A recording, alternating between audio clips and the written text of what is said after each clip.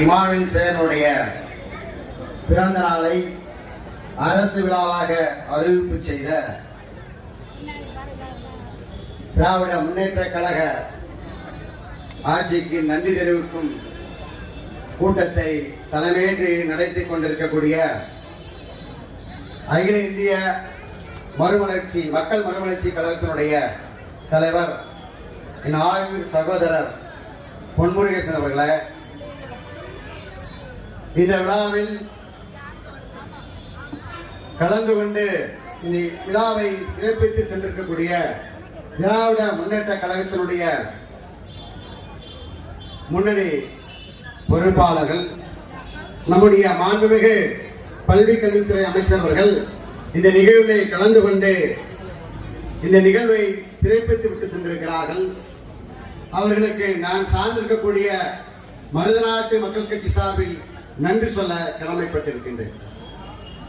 அன்பான தோழர்களே, இந்த நிகழ்வை கலந்து கொண்டு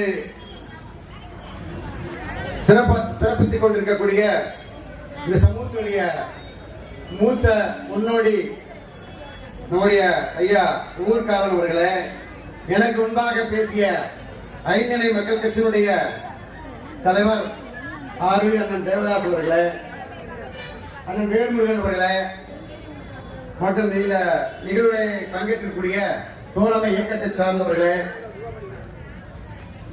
அகில இந்திய மருமகள் கட்சியினுடைய முன்னணி நிர்வாகிகளே, உங்கள் அனைவருக்கும் நான் சார்ந்திருக்கக்கூடிய மருதநாட்டு மக்கள் கட்சி சார்பில் மீண்டும் ஒரு நன்றி சொல்ல கடமைப்பட்டிருக்கின்றேன்.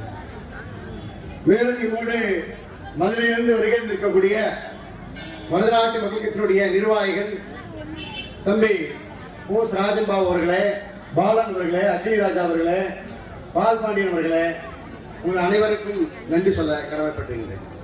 அன்பான தோழர்களே, தியாகி இமானுவேல் சேகரனை ஏன் இந்த மக்கள், தமிழக மக்கள் ஏன் கொண்டாட வேண்டும்? இன்றைக்கு தொழில்நுட்பம் வளர்ந்து நிற்கிறது. இப்படிப்பட்ட கால சூழலில் கூட சாதிக்கு எதிராக, இந்த மக்களுக்கு எதிராக படுகொலைகள் நடந்து கொண்டிருக்கிறது. ஏற்றத்தாழ்வுகள் இன்றும் பார்க்கப்படுகிறது.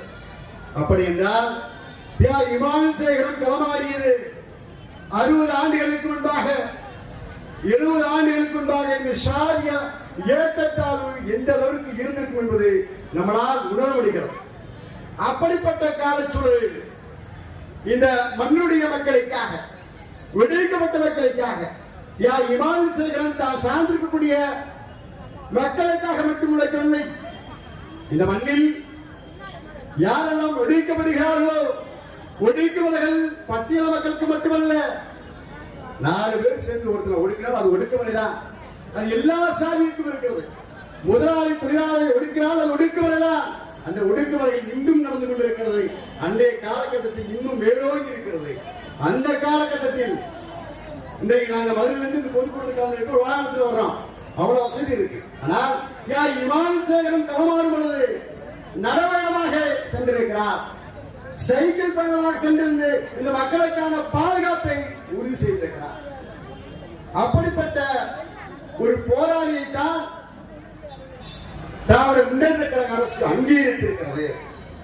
நாங்கள் தேர்தல் நேரங்களில் எதிரணிகளை நின்று வேலை செய்திருக்கிறோம். இருந்தாலும் உண்மைகளை ஒப்புக்கொண்டுத்தானே ஆக வேண்டும். திராவிட முன்னேற்ற கழகம் இந்த மக்களுக்கான இழப்பு என்பது எனக்கு இந்த அண்ணா திராவிட கழகம் ஒருபோதும் பண்ணல. அதை நாங்கள் விட்டுதான் ஆகணும். தேர்தல் நேரத்தில் பழையாதிப்பாக இடைவெளி வேலை செஞ்சாரு, திமுக கூட்டத்தை கவனிக்க மாட்டான்னு யாரும் நினைக்க வேண்டாம். உண்மைகளை ஒத்துக்கொண்டுதான் ஆக வேண்டும். அப்படிப்பட்ட இமானுவேல் சேகரனுடைய அவர்களுக்கு மணிமண்டபம் கட்ட வேண்டும், அவருடைய பிறந்த நாளை அரசியலாக அறிவிக்க வேண்டும் என்று சொல்லி இந்த சமூக மக்களுக்கு நீண்ட நெடியால் கோரிக்கை வைத்துக் கொண்டிருந்தோம். அம்மையார் ஆட்சி காலத்தில் இந்த கோரிக்கையை வலுவாக வைத்தோம். ஆனால் அவர்கள் கண்டுகொள்ளவில்லை. ஆனால் இந்த மக்களை அங்கீகரிக்கிறதாக இமானுவேல் சேகரனுடைய புகழுக்கு புகழ் சேர்ப்பதற்கு அவர்கள் அறிவிப்பு செய்யவில்லை. இந்த மக்களுடைய ஒட்டுமொத்த மக்களுடைய அங்கீகாரமாகத்தான் இமானுவேல் சேகரனுடைய பிறந்த நாளை அரசுகளாக திமுக அரசு அறிவித்திருக்கிறது என்பதை நாம் ஒப்புக்கொண்டே ஆக வேண்டும். ஏனென்றால் உழவுக்குடி மக்கள் இவர்கள் விவசாயத்தை நம்பி வாழக்கூடிய சமூகம். இந்த மக்களை சுற்றிதான் அனைத்து மக்களும் இன்று வரை வாழ்ந்து கொண்டிருக்கிறார்கள். அப்படிப்பட்ட சமூகத்துடைய மக்கள் இன்றைக்கு அரசியலே எந்த நிலையில் இருக்கிறார்கள் என்பதை நாம் எல்லோரும் இங்கே புரிந்து கொள்ள வேண்டும். இங்கே பொன்முருகேசனுக்கு சரியான முடிவை எடுத்திருக்கிறார். அது என்னவென்றால், இங்கே நம் இளைஞர்கள் என்பதை விட பெண்களை நம்ப வேண்டும் என்று இந்த பொதுக்கூட்டத்தில் பெண்களை பெருந்தலாக கலந்து கொள்ள வைத்திருக்கிறார். இதை நாங்கள் வாழ்த்துகிறோம். ஆண்களோட பெண்களோட வைராகமானவர்கள் அவர்கள் இது போன்ற இயக்கங்களுக்கு பொறுப்படுத்தி களத்தில் நின்றால் இன்னும் வீரியமாக நம்முடைய சமூக இயக்கம் வலுவரும் என்று நம்புகிறோம். ஏன்னா நாங்கள் தொடர்ச்சி பல கிராமங்கள் போறோம், இளைஞரை சந்தித்து பேசுறோம். புரட்சியாளர் அம்பேத்கரை பற்றி பேசினால் இவர்கள் தலித்தியத்தை ஆதரிக்கிறார்கள் என்று பேசுகிறார்கள். அன்றாட தேவர்களான இளைஞர்களே, நாங்கள் தலித்தியத்தை ஆதரித்து பேசவில்லை. நாங்கள் ஒடுக்கப்பட்ட மக்கள், எளிய மக்கள். புரளாக வைத்த புரட்சியாளர் அம்பேத்கரை இமான் சேரன் கொள்கையாக கடைபிடித்தார். அதைத்தான் நாங்கள் இங்கே உங்க முன்னால் எடுத்து செல்கிறோம். இமான் சேரனை ஒரு சாதி மறுப்பாக பார்த்திருக்கிறோம். பெண்கள் மறுமணம் செய்வதற்கு ஆதரவாக மறைந்திருக்கிறோம். ஒரு ராணுவ வீரராக அவரை அறிந்திருக்கிறோம். அதை விட ஒரு விடுமை, இமான் சேரன் ஒரு கொள்கைவாதி. எப்படி கொள்கைவாதி சொல்லி சொன்னால், ஒருபோதும் அவர்கள் இங்கே குடிப்பெருமையை ஆதரிக்கவில்லை. இமான் சேரன் சாதி எதிர்ப்பின் அடையாளம் தான், ஒருபோதும் சுயசாதியின் பெருமை இல்லை. அதை பலமுறை அவர் இங்கே செயல்பாட்டில் காட்டியிருக்கிறார். ஒருபோதும் சாதியத்துக்கு எதிராக இருப்பவர்களை ஆயுதமேந்து போய் அவர்களை வெட்டுங்கள் என்று ஒருபோதும் சொல்லலாம். புரட்சியாளர் அம்பேத்கர் வைத்துக் கொண்ட சட்டத்தை நடைமுறைப்படுத்தி கையிலே எடுத்துக்கொண்டு அதன்படி சட்டத்தின் மூலம் இந்த மக்களுக்கு பாதுகாப்பை உறுதி செய்திருக்கிறார். இன்றைக்கு இந்த பொதுக்கூட்டத்திலே மாண்புமிகு பொது அமைச்சர்கள் கலந்து கொண்டு சென்றிருக்கிறார்கள். அவருக்கு இந்த கூட்டத்தை பயன்படுத்தி ஒரு வேண்டுகோளை வைக்கிறேன். தமிழ்நாட்டில் ஆக சிறந்த சமூகம் பெரும்பான்மை இருக்கக்கூடிய தேவேந்திர மேலாசனமும் தேவ சமூகம் இன்றைக்கு ஏதோ ஒரு காலத்தாக வெட்டுப்பட்டு அடிபட்டு தொடர்ச்சியாக எங்களுடைய எதிராக கண்டு கொண்டிருக்கிறோம். இந்த தீய பத்த வச்சு 2 வருஷம் ஆச்சு. அந்த தீய அணைப்பதற்கு யாரும் முயற்சி செய்யல.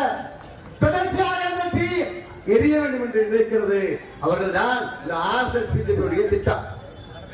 ஏன் அப்படி சொல்றேன்? இங்க வண்ணாசனத்தை ஆதரிப்பவர்கள் குடிப்பெருமையை பேசுகிறார்கள்.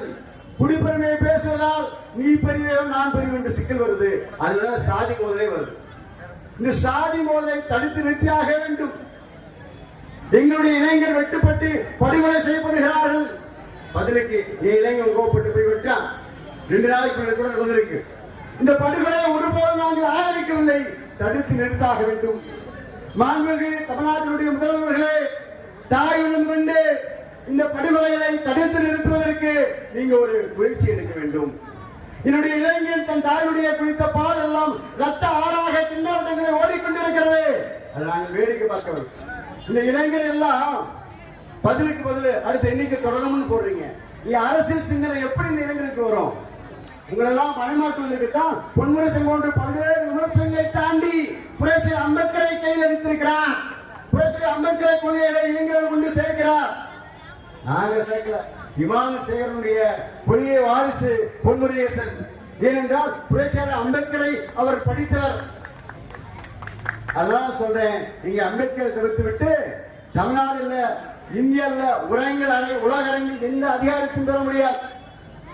அம்பேத்கரை நம்முடைய மத்திய அமைச்சர் அமித்ஷா அவர்கள் கடவுள் பேர் சொல்லியிருந்தா சொர்க்கத்துக்கு போகலான்னு சொல்றார். அப்ப அம்பேத்கர் பேரை சுற்றிருப்பவர்கள் நரகத்துக்கு போறாங்கன்னு சொல்ல வருகிறாரா? எந்த அளவுக்கு சனாதன புத்தி அவருக்கு மண்டலே புகுத்தப்பட்டிருந்தால் புரட்சியாளர் அம்பேத்கரை அவமதிக்கும் அளவிற்கு ஒரு மக்களவையில உலக அரங்கிலே அவர் நின்று பேசும் அளவிற்கு அவர் சனாதன புத்தி எந்த அளவுக்கு இருக்கு என்பதை நம்மளால் உணர முடிகிறது. எனவே நம்முடைய தேவேந்திர வேளாண் இளைஞர்கள் பொன்முருகேசன் போன்றவர்களை கரங்களை வலுப்படுத்துங்கள். அவர்தான் அரசை அதிகாரத்தை பற்றி சிந்திக்கக்கூடிய தலைவர். அவருடைய கரங்களை வலுப்படுத்துங்கள் என்று சொல்லி மறுநாட்டு மக்கள் கட்சி சார்பில் இந்த பொதுக்கூட்டம் மாபெரும் வெற்றி. பொன்முருகேசன் அவர்களுக்கு வாழ்த்து சொல்லி விடைபெறுகிறேன். நன்றி. வணக்கம். மருதநாட்டு மக்கள் கட்சி